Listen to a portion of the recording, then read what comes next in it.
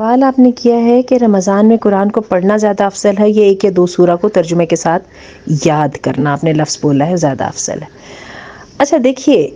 ہمیں تو یہ بتایا گیا نا کہ تلاوت قرآن کی فضیلت ہے، ہر بندے کی اپنی اپنی نیڈ ہوتی ہے۔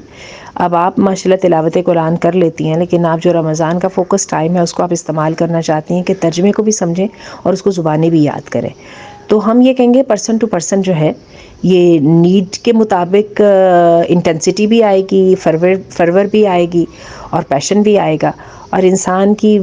جو ہے کوشش کے مطابق ہی اللہ تعالیٰ اس کی کوالٹی کو جو ہے وہ اہمیت بھی دیتا ہے، اور اس کی ضرورت کے مطابق جو ہے وہ اس کو اس کی جس کو بولتے ہیں نا ایفیکیسی بھی زیادہ ہوتی ہے۔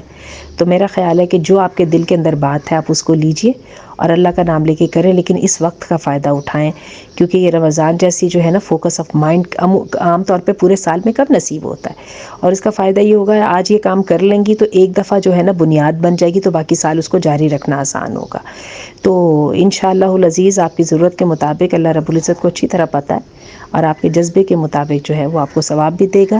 یہ جو اس طرح کی چیزیں ہیں ان کے لیے اگر آپ کہیں نا کوئی سیٹ رولز ہیں، تو کوئی ایسے رولز نہیں ہیں۔ کہنے کو جو ہے ہمیں کہا جاتا ہے کہ قرآن مجید ختم کرنا چاہیے، کیونکہ قرآن مجید کی جو 30 پاروں کی جو ڈویژن ہے وہ رمضان کے دنوں کے مطابق کی گئی ہے، لیکن آپ کو بتاؤں کہ یہ بھی کوئی کلیہ نہیں ہے، کیونکہ ہمیں صحابہ کرام سے جو چیز ملتی ہے وہ یہ ملتی ہے کہ وہ قرآن سیکھنے میں ٹائم لگاتے تھے۔ جیسے عبداللہ بن عمر کہتے تھے کہ میں نے تو جو سورہ بقرہ کو 8 سال میں سیکھا تھا۔